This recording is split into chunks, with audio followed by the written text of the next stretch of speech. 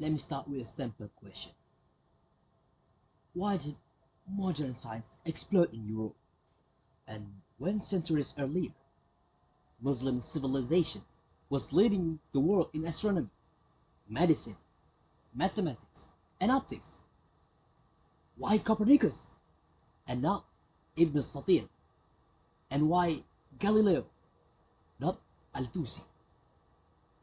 And more personally, why today we often feel a tension between faith and science, between religion and critical thinking, between Islam and majority? These are not new questions, actually. A sociologist named Ernest Gellner tried to answer them. And today, I want to talk with you through this argument, then go beyond. Not as historians, not as theologians, but as people trying to understand how knowledge works in Islam. Bismillahirrahmanirrahim. Assalamu alaikum warahmatullahi wabarakatuh. My name is Muhammad Shidqie, and today we're gonna read together the books from Ernest Gellner.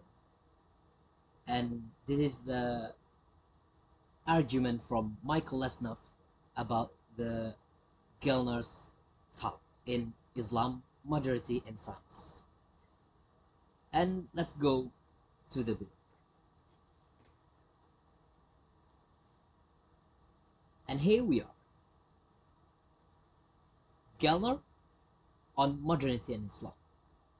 Ernest Gellner's definition of modernity stressed two elements: a mode of cognitions, or science, and a mode of production, or industrialism. He stressed also that industrial scientific society needs and has a universal literate culture, whereas pre-modern societies were divided between a literate high culture and one or several illiterate folk cultures. Muslim civilization, accordingly, was divided between high and folk Islam, the former being in the central, Orthodox tradition. Adapting Christian terminology, Gellner dubbed it generically Protestant in contrast to folk Islam. There was significant conflict between the two passages, although, unlike the Christian case, no formal break occurred. And what did Gellner mean by calling High Islam generically Protestant? First, it is strongly oriented to holy texts, valuing learning based on this. It is sober and puritanical, averse to hysteria and excess, and to the excessive use of the audiovisual aids of religion. It is orderly and rule observing. Above all, it stresses the severely monoistic nature of Islam, discountenancing saintly and other mediators between man and God. It is thus spiritually egalitarian, like Luther's priesthood of all believers. It is a religion for a literate urban stratum of merchants, scholars, and others. Folk Islam being the religion of illiterate masses, inevitably focuses much less on text and textual scholarship. Instead, it focus it focus focus it focus instead it focuses on holy person as Sufi science and mystics, and on rites and festivals associated with them. It is joyous and ecstatic, often to excess. It indulges in music, dance, intoxication, trance, position. Its ethic is one of loyalty to special holy individuals, not rule of observance.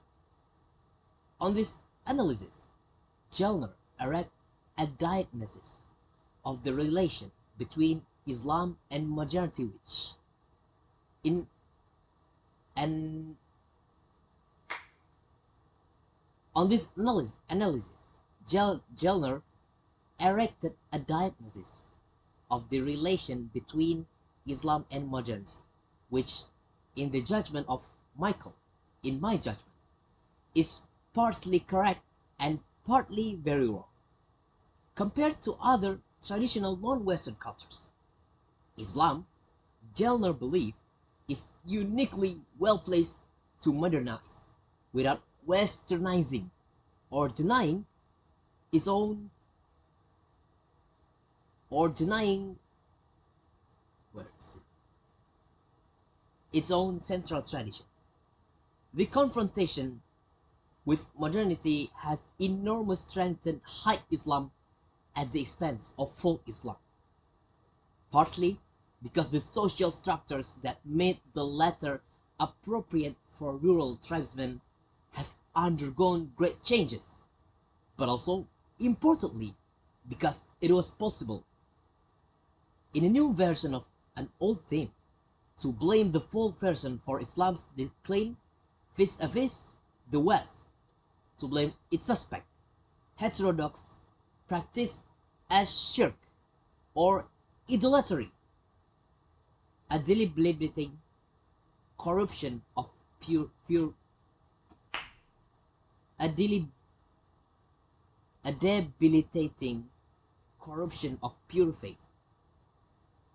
So far, I believe Gellner is correct. In modern times,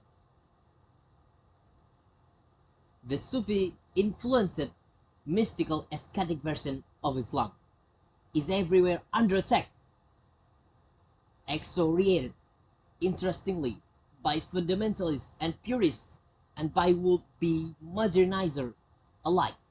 But Gellner also argued that High Islam offers an appropriate Muslim response to the modern world, precisely because of its Protestant nature, its egalitarianism, sobriety, respect for script-based learning, hostility to emotionalism, mysticism, magic, etc., which match the functional requirement of modern society. In this part 1, Gellner says modernity has two pillars. First, science, that a way of thinking, and the second is industrialism, a way of producing. And modern societies, he says, require literacy, universal education, one shared culture, and the pre-modern societies were different. They had elite written cultures, village folk culture, and then he applies this directly to Islam. He divides Islam to High Islam, that text-based, scholarly, legend and urban, and the second is folk Islam, mystical, emotional, science-centered and rural. And then he even uses Christian language and calls High Islam generically Protestant. Why? Because High Islam emphasizes scripture, discipline, sobriety, rules, strict monotheism, and rejection of science as mediators, just like Protestant Christianity, while folk Islam focuses on Sufi saints, rituals, festivals, music, dance, trance, and ascetic experience.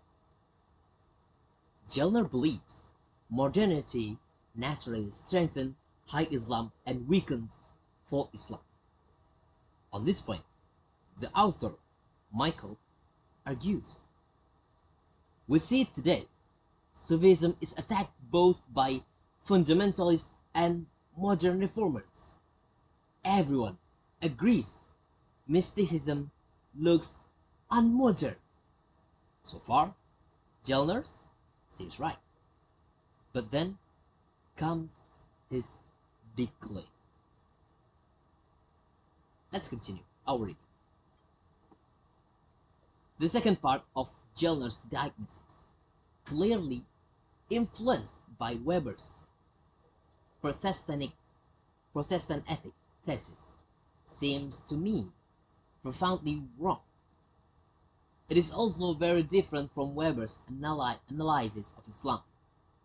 Clearly, Gellner has in mind one aspect of modern society, the industrial economics. I have argued elsewhere that the parallel Gellner suggests between Weber's ascetic Protestantism and generically Protestant high Islam is not specific enough to make his case. More importantly, Gellner seems to focus on single element of modernity as he defines it, to the exclusion of another science, the scientific mode of cognition. I shall argue that when due weight is given to society, to science, and its social and cultural implications, Gellner's diagnosis appears shaky in the extreme. Also, Gellner's way of dichotomizing Islam is itself misleading. Islamic high culture was far from being just the generically Protestant orthodoxy he defines. This orthodoxy did and does exist, and is important, but we should not identify its heterodox and Protestant rival with folk Islam. Folk Islam was, I think, indeed overwhelmingly of the non-Protestant variety Gellner describes. But the converse is not true. Non-Protestant Islam, or Sufism in a word, was not predominantly a folk religion. It was pervasive at all levels, including the urban elites. The tension between the two brands of Islam was likewise pervasive throughout Islam history.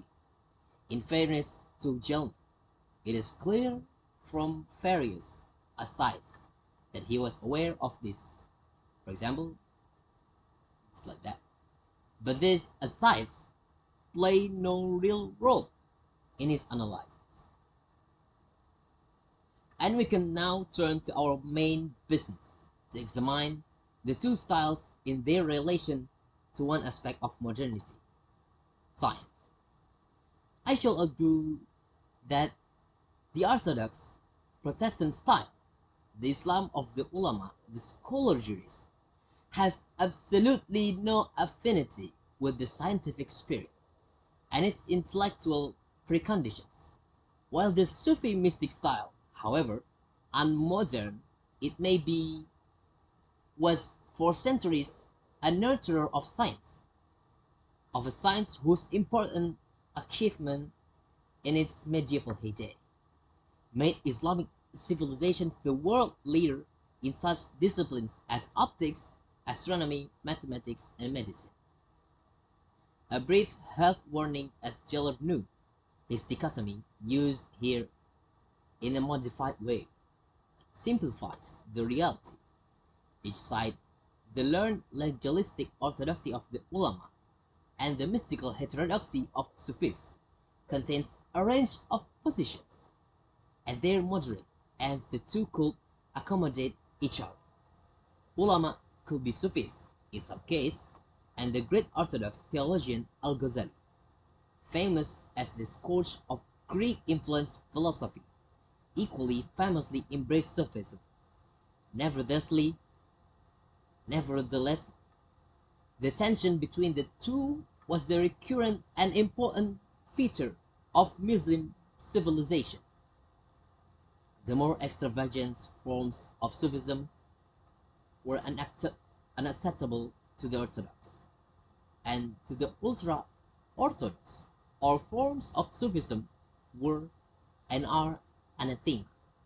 The dichotomy, though a simplification, is justifiable and serviceable. And then the ulama, the class of accredited scholar jurists, were absolutely central to Islamic society, the law of which they were exponents and guardians. Almost the entire law of Islamic society was the Sharia. But as Gellner notes, the ulama were theologians as well as jurists. No hard and fast line can be drawn between jurisprudence or fiqh and theology or kalam. Both must be considered in delineating Islamic orthodoxy.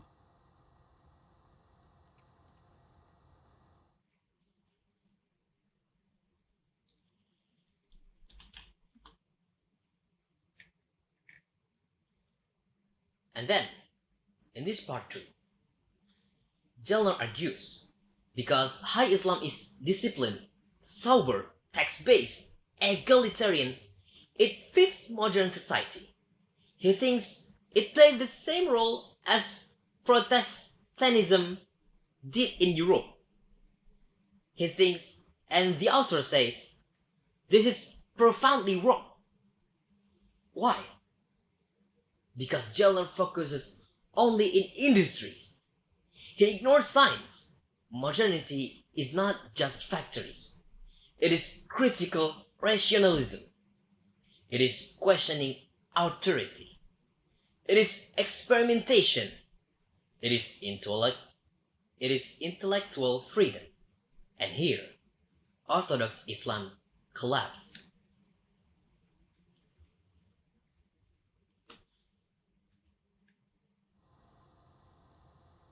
Islamic rationalism. I shall begin by discussing a school, madhab, of theologians, the Mu'tazilites, not because they were orthodox, but because, after an early period of influence and even ascendancy, orthodoxy decisively and definitively repudiated them. The Mu'tazilites were rationalist theologians, much influenced by Greek philosophy, who flourished more or less off and on from about the 8th to the 11th century CE. They were inter alia moral rationalists, believing in objective standards of right, discoverable by reason. God's decrees are just because they conform to this rational standard, contrary to the voluntarist view that God wills as he please, thereby making what he decrees right or just. In general, they consider the world to be rationally comprehensible, allowing all the unlimited role to a miraculous revelation, though necessary. They can never conflict with reason. Any apparent contradiction must be resolved by an appropriate, non-literal interpretation of the revealed text. For example, passages in the Quran that appears to attribute bodily attributes such as hands to God must be understood metaphorically. The Mu'tazilites' rationalism makes them attractive to modern commentators, but they had an Achilles heel. They were out and out Alistics. They considered it inappropriate, indeed dangerous, for theological issues to be discussed by the mass.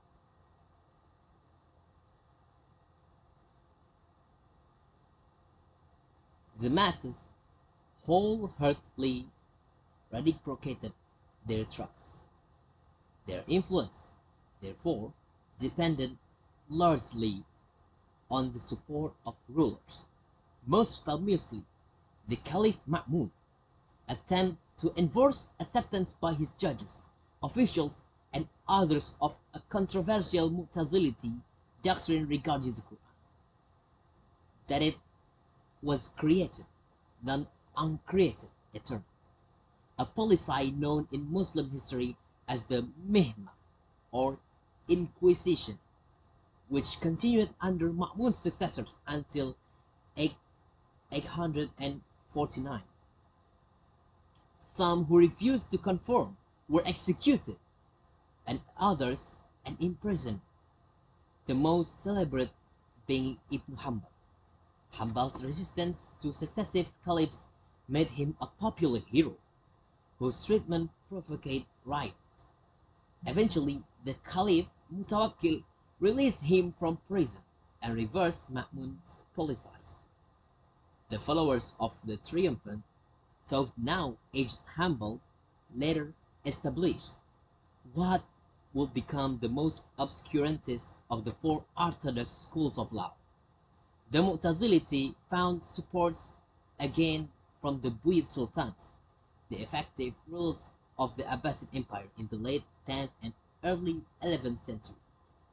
But the overthrow of the Buyid in the Seljuk Turks was effectively the end for Mu'tazility rationalism within Sunni Islam.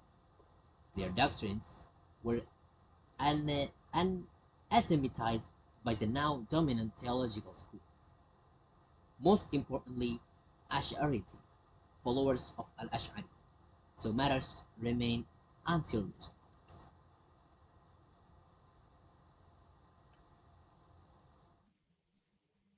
And here, in the third part, about the ulama and orthodoxy.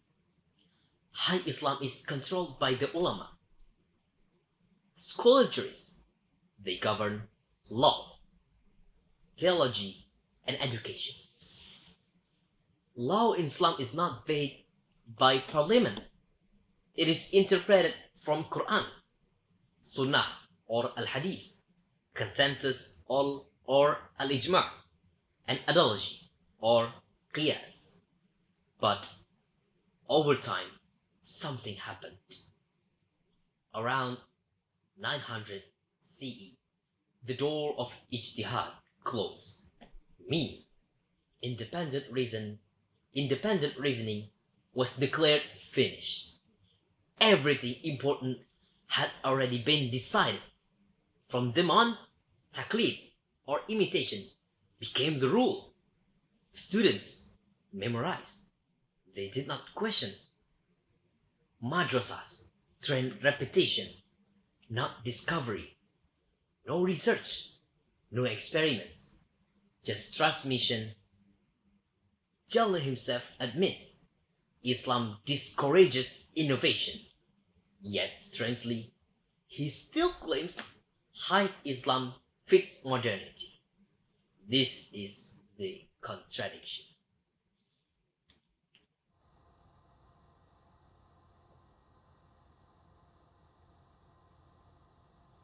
Islamic Orthodoxy. As the dominant theological school of Orthodox Sunni Islam from 11th century, the Ash'arites deserve attention. Their theology has interesting similarities to Calvinism. No doubt, one reason why Gellner dubbed the Islamic mainstream Protestant. Like Calvin, they stress the absolute sovereignty of God and corresponding powerlessness of man. God's creation of the world was an act of absolute freedom, and the world depends on God at every moment for its existence and behavior. Nature in itself has no power, causal or other. God decrees what he wills, and this is the definition of right and just. Injustice is disobedience, like Calvin. Ash'ari denied human freedom and upheld predestination, but denounced disobedience as sinful. The Ash'arites reject metaphorical interpretation of Quran. Texts like those referring to corporeal attributes of God must be taken literally, although incomprehensible to human reason. They must simply be accepted. Although the Ash'arites did not totally reject reason, unlike some rival schools, they accorded it a strictly subordinate role. Ash'ari had himself been a Mu'tazilite. At the age of 40, however, he publicly recanted his early scandals and follies. Thereafter, as one commentator puts it, he used Mu'tazilite methods to defend Hanbaliti's position. Something similar applies to the greatest Ash'ari theologian, Ghazali, who somewhat later set himself to destroy the other main manifestation of rationalism in Islam, the great influenced philosophy, falsafa, whose leading exponents include Al-Farabi and, above all, Ibn Sina. Such philosophy was always viewed with disfavor of the orthodox as a foreign science.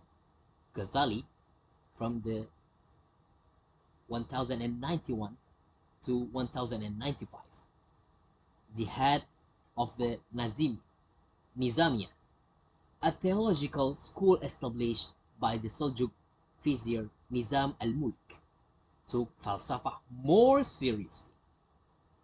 He made himself expert in its arguments and great resource, in order to destroy his enemies by their own methods. He used Aristotle's logic, but ferociously attacked the metaphysics accepted by the Aristotle's Muslim followers. In his famous polemic, The Incoherence of the Philosophers, or Tahafut al-Falasifa, 20 doctrines are picked out for refutation, 17 as heresy, 3 as so seriously faulty that their holders must be characterized as infidels. Non-Muslim, whom Ghazali remarks elsewhere, it is no crime to kill. Among these is Aristotle's doctrine of the eternity of the world, deemed to contradict the dogma of divine creation. By common consent,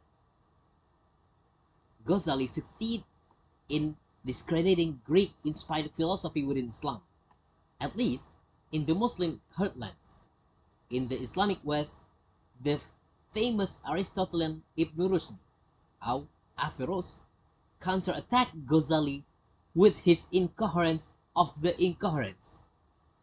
But what Westerners often fail to realize, Averroes had very little influence on Muslim thought, far less than he was to have in Christian Europe, through Aquinas and the Latin Averroes. Philosophy and theology have their importance, but more important for present purposes is Islamic law, the core and kernel of Islam. According to one authority, the law is based on principles utterly different from those familiar in the West, where legislation is a function of government, often the responsibility of a designated legislator, in later times popularly elected. By contrast, Islamic law, Sharia, was formulated by learned and pious jurists, the ulama, interpreters of a divine law which the government of caliph or sultan was, in theory, required to enforce. But the ulama play a major part in enforcement also, in the role of judge or qadi, who had complete freedom to judge and punish as he saw fit. Members of the ulama class also filled administrative position, often including that of vizier. In Ottoman Turkey, ulama endorsement was formally required to legitimate a sultan's accession, and could equally justify rebellion and deposition. One example is the overthrow of Sultan Ibrahim in 1648, on the grounds that he had violated holy law, among other misdeeds. What was the nature of the law formulated by this potent class of jurists? An important point is that it took shape early and remained essentially unchanged until the 19th century, when it was to a degree disrupted by contact with the West.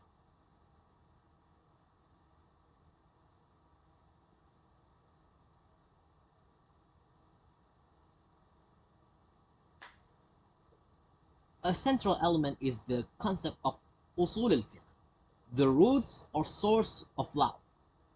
First among these is the Quran, but ever since the prescriptions laid down by the jurist as-Safi, equal status has been accorded to the Sunnah, understood as the practice and opinions of the Prophet Muhammad. Safi decreed that to be accepted in the Sunnah, a rule must qualify as a tradition or al-hadith with an accredited chain of descent from one authority to another back to Muhammad's lifetime or isnad. In quantitative terms, the Sunnah soon enormously outweighed the Quran as a source. In the 9th century, the Hadith or traditions that make it up were collected in 6 books, accepted as canonical. One authority has defined Islamic law as revelation understood through tradition. The central role of tradition is of the first importance. It is a feature of high Islam far from Protestant in character. It is more like Roman Catholicism. It has also made Islamic jurisprudence extremely conservative, although theoretically derived from Muhammad. In practice, the Sunni Hadith usually reflect social norms of the time and place of their formulation. Thus was created a faithful blending of the sacred and the traditional. In effect, norms of 9th century societies were sacralized and given an eternal and final status. That Islamic law was not totally inflexible is perhaps due to the facts that although the Quran and the Sunnah had primacy, they were not the only recognized roots. 2 others were ijma, or consensus of the community as understood by the scholar jurists, and qiyas, or analogy, which could be used somewhat creatively to extend ancient principles to new situations. However, there was no general agreement on the status of this rule. After the seminal writings of Sufi Islamic jurisprudence crystallized into 4 orthodox schools. If one adds Shia Islam, there were 5 schools of orthodox Sunni school. One was the Hanabalites, the other are the Sufis, the followers of Sufi, the Malikites, the followers of Malik ibn Anas, and the Hanafites. Oh, this is not Sufi, Shafi'ites, and the Hanafites after the Abu Hanifa, who died in 767 CE, before the time of Shafi'i. This multiplicity of equally authoritative schools, which were also the de facto legislators, is strange to Western eyes, for the schools were obviously liable to disagree. They disagreed on the relative status and acceptability of the 4 roots of law. 2. The Shafi'ites and Hanafites are described as relatively liberal. The Malikites and the Hanbalite being highly conservative. They are known as traditionists because of the heavy emphasis they place on the hadith at the expense of consensus and analogy. Most conservative are the Hanbalites, followers of Ahmad ibn Hanbal, who restricted the source of law to the Quran and Sunnah, dismissed reasoning by analogy, and indeed all independent reasoning as heretical, and upheld taqlid, unquestioning obedience to authority, not only religious authority, but ironically in view of his own life story, secular also. The position of the Hanbalite is important. They are, relatively speaking, extremists, but also recognized as orthodox, as much as the other three schools. In Islamic history, the spokesmen for extreme rigorism have often been Hanbalites or Neo-Hanbalites. Two examples, important because of their considerable influence, are Ibn Taymiyyah and his 18th century follower Abdul Wahhab, founder of Wahhabism, still potent today. Even the more moderate mainstream was a liberal in only a very relative sense. It is Shafi'i, for example, whose teachings brought about from around 900 CE to notorious closing of the door of ijtihad, of independent reasoning, which up till then was freely practiced in interpreting the law. This closing meant that, in the jurist's view, all controversies on major issues were now settled for all time. All four schools became traditionalists, if not traditionalists, preserved primarily of their founders' doctrines. The principle of taqlid came to loom large. The ulama became muqallids, a term translated as imitators, though follower or disciples might be better. Not surprisingly, the ulama were intimately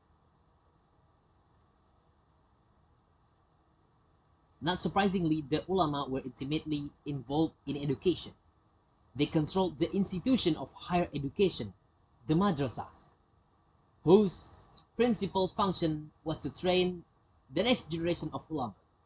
Usually, a madrasa was controlled by one of the juristic schools. The madrasas grew out of the mosque schools and were located close to the mosques.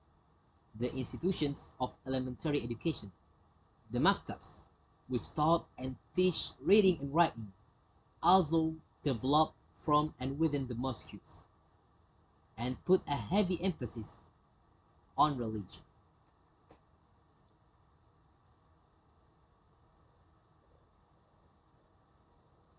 The curriculum and teaching methods of the madrasa followed from their function. The main curriculum consists of the Quran, the Hadith, fiqh or jurisprudence, theology, and some philological and linguistic science. Other disciplines, if taught, were so only for the sake of this primary science, despite the great achievement of Muslim scientists. The physical science had a very subordinate role. For example, astronomy, at least in the Sunni madrasas, was studied, if at all, for information related to religion's needs, such as the time of prayer. For this, apparently, Ptolemaic astronomy was considered adequate and is taught in Shia and Sunni madrasas, even to the present day. The madrasas were not collegial institutions like Western universities. Rather, they were locations where individual scholars taught their own students, nor had they any concept of research, whether scientific or in the broader sense of extending knowledge. The aim was transmission of received wisdom. Lecturing took the form of dictation to students, whose prime task was to memorize texts, so as to be able to repeat them, so as to be able to repeat them.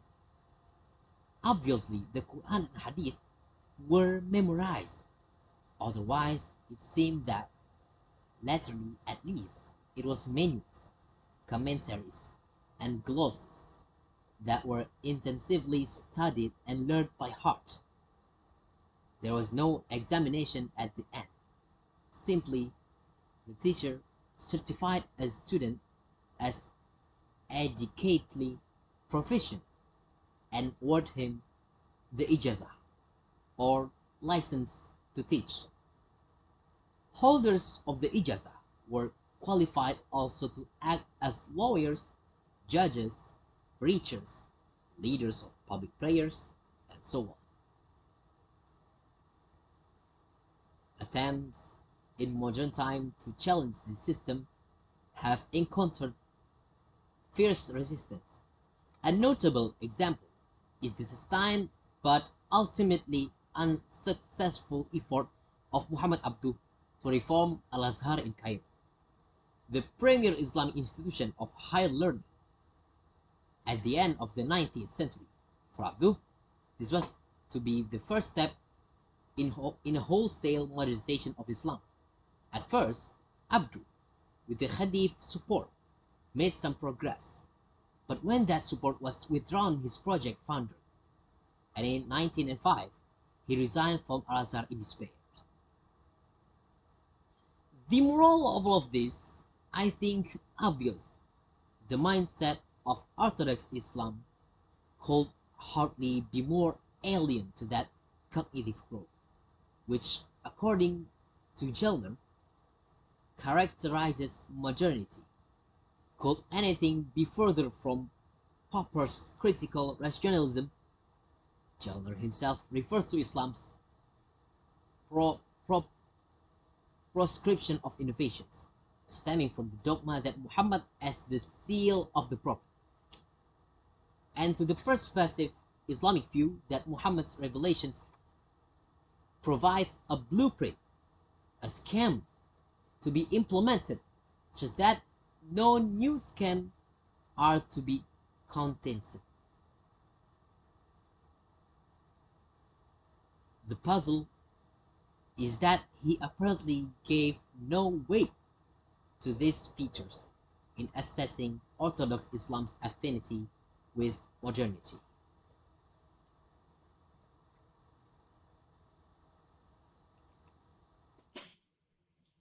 In this fourth part, Mu'tazility, Islam lost rationalism. Early, Islam did have rationalists, and that the Mu'tazility. They believe reason can discover moral truth, and God acts according to rational justice. Revelation cannot contradict reason. Quranic metaphor must be interpreted symbolically. They were basically Islamic Enlightenment thinkers, but they were elitists. They relied on political power. When Caliph changed, they were crushed. Orthodoxy returned. Asharism replaced rationalism, and philosophy was later destroyed by Al-Ghazali. Ghazali famously declared philosophers infidels. Great philosophy died inside Islam, while Europe later absorbed it through Ibn Rushd. This moment matters because this is where scientific cultural breaks.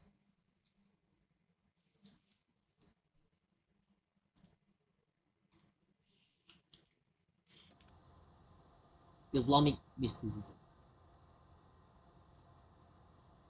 Let us now return to what Gellner called non-Protestant Islam, or Sufism, or Islamic mysticism, or Tasawwuf.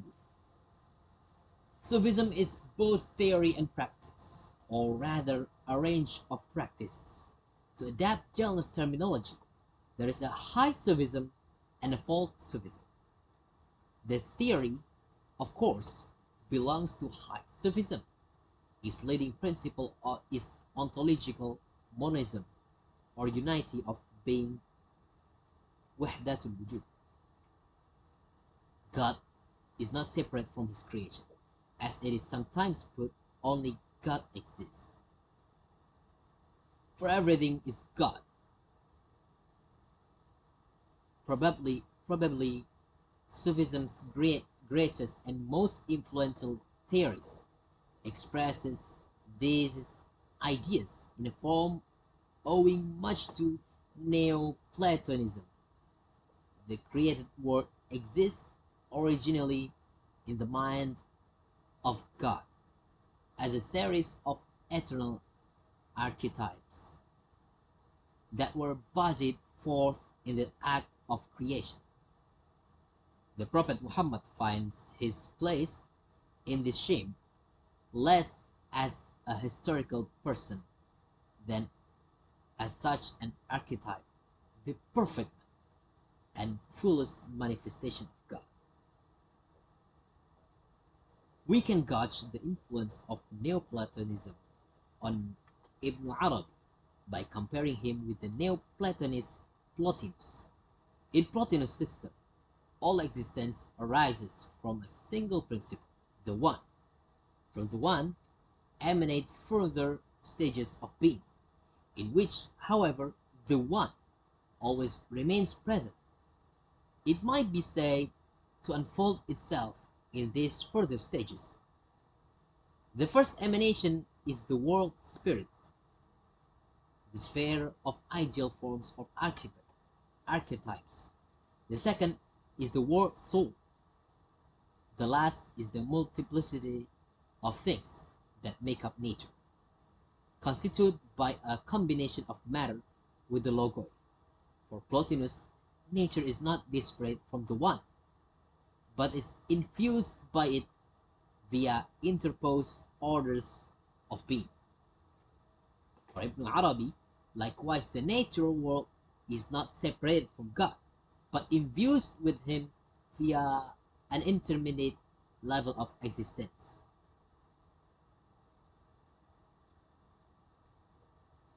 As well as a theory of being, Sufism is also a doctrine of salvation, known as the path. The two are closely linked, for salvation is achieved through gnosis, or knowledge of an esoteric, mystical kind, irfan. The goal of the path is to know God, and thereby achieve mystic union with the divine. This might seem to contradict the fundamental Sufi doctrine of monism, which suggests that man is of necessity in union with God, rendering the Sufi path superfluous. I shall return to this for now. However, let us note that in the Sufi view, the path reverses the order of creation, as a sympathetic commentator expresses it. There is one supreme being from whom all creation derives, and to which all creations yearns to return. The Sufi is concerned with return by the human creator, in which the necessary first step is tawbah, a radical moment of conversion and repentance. The necessary knowledge is not achieved by ordinary intellectual means, but requires moral purification. It is more vision than conceptual knowledge, a vision of God, which involves a total submission of the human to the divine will. To the point of self-extinction, the Sufi adept no longer has a separate existence. As the Persian mystical thinker Mulla Sadra put it, the soul's journey is first to God, then in God, then with God. Sometimes this is referred to as self-annihilation. The Indian influence seems obvious, sometimes less sympathetically as self-deification. The famous Sufi Al-Hallaj claimed to have achieved the essence of unions, in which all the mystic's thoughts and actions are permitted by God. How is the path to be consummate? The answer provides the link between hike and folk Sufism, and introduce another key element of Sufism, its hermeneutics of symbolism. It also shows why Gellner described folk Islam as non-Protestant and certainly non-Puritan, even though many Sufis has used extreme, rigorous asceticism as a technique of salvation. Other techniques are more typical, especially at the folk level, most characteristically those for achieve mystical for achieving mystical ecstasy, wajid, presumably conducive to a vision of the truth. Many are hardly orthodox from a strict Islamic point of view. They include special postures and breathing techniques, rhythmic, rhythmic chanting, music and dance. Gellner's audiovisual aids of religion. Even indulgence in carnal love and wine induce intoxication. It is not hard to see how this can induce an aesthetic state. And also, in the case of carnal love, for example, can be given a symbolic interpretation as figuring the reciprocal love of God and the believer. Indeed, according to one Western commentator, a consequence of Sufism was that Muslims came to inhabit a world of symbols. Ontological monism then means that nature is a series of symbols of the divine.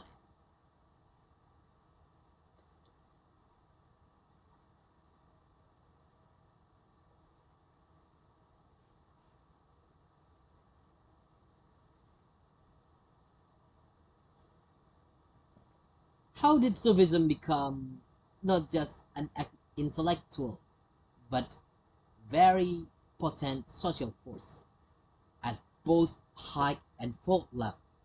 First, through the Sufi brotherhoods and dervish order or tariqats, who devote themselves to the path under the guidance of a leader called, for example, a sheikh or pir.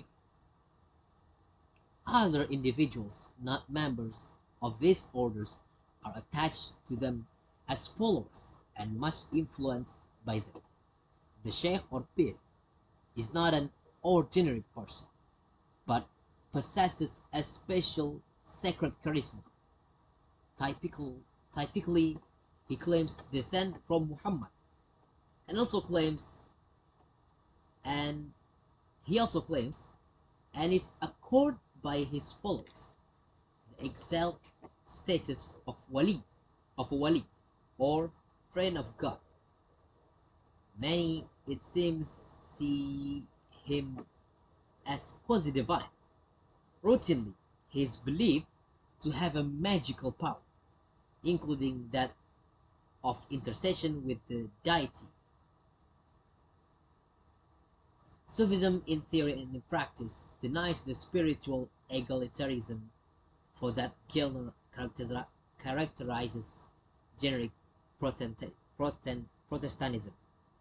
Leading Sufis combine within Islam the function of priesthood and sainthood in the Roman Catholic Church. Their tombs often become objects of pilgrimage, with shrines attached where rituals such as circumambulation are performed, from which the believer expects spiritual benefits. In North Africa, Gellner directly studied a variation of this theme, the marabouts, hereditary saints who belong to saintly lineage.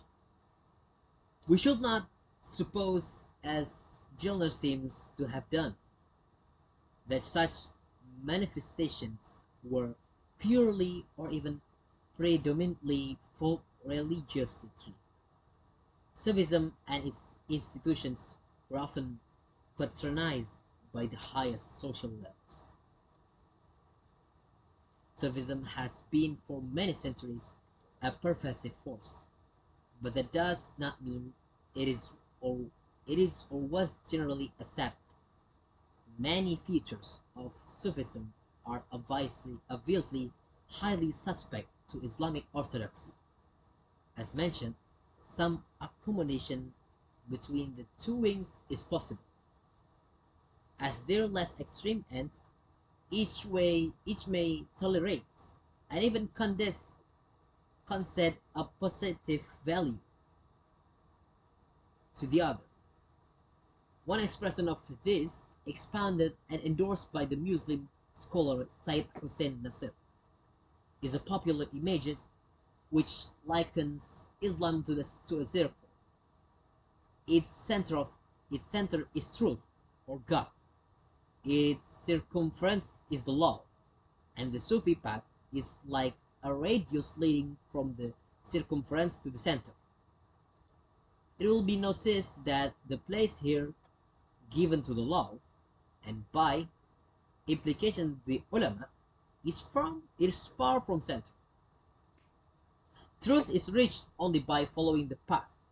Nasr, approval of the image accords with his own evident Sufi sympathies, and also with more moderate and philosophically inclined Sufism such as Ibn Arab exoteric explicit knowledge, such as the ulama have, and rational argumentation are necessary but not sufficient, and inferior to the direct visionary, esoteric, Gnostic knowledge achieved by the path.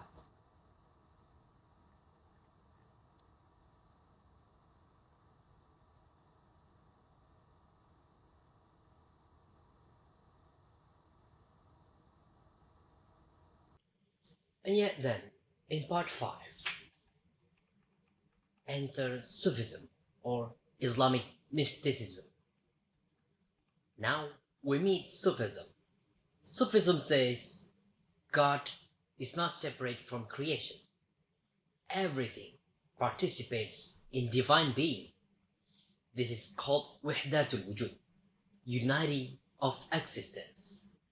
Nature is not dead matter. Nature is symbolic. Nature is sacred. Knowledge of nature becomes knowledge of God. Sufis pursue gnosis, direct experiential knowing, not just rules, not just texts, but inner transformation. Here's the paradox. Sufism looks irrational, but historically, Sufism nurtured science, because if everything reflects God, then studying nature is holy. Most major Muslim scientists were embedded in Sufi metaphysics, including Al-Tusi, Ibn al-Haytham, and Ibn Satir.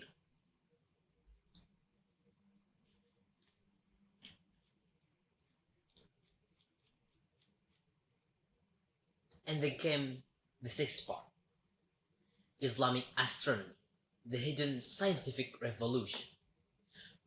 Muslims inherited Greek astronomy. They didn't just preserve it, they improved it. They built observatories, they cracked Ptolemy, and then they invent Tusi couple, Urdi lemma, new planetary models. They remove eccentrics. They demand physical realism, not just mathematical traits. This is crucial. Copernicus used these same tools, same diagrams, same constructions. Historians agree Copernicus directly inherited Malaga astronomy. So modern science stands on Islamic shoulders. Yet the revolutions happens in Europe. Why? In the seventh part, why modernity failed in Islam? Because science requires institutional freedom, intellectual autonomy, and separation of law from knowledge. And Islam lacked this. Ulama controlled education. They distrusted foreign science. They opposed astronomy unless used for prayer times. They feared astrology. They destroyed observatories. They suppressed innovation. Sufism provided metaphysical motivation for science, but lacked institutional power.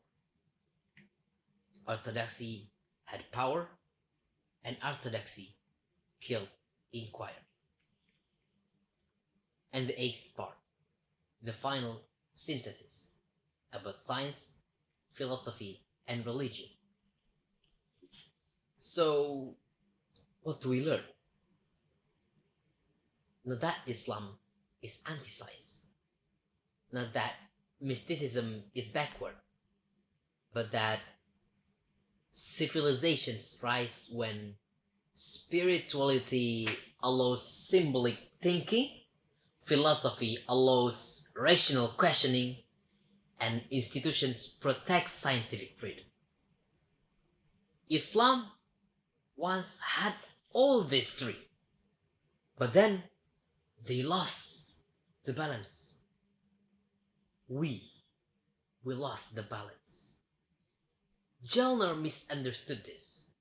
He thought discipline creates modernity, but modernity is born from critical reason, metaphysical openness, and institutional freedom.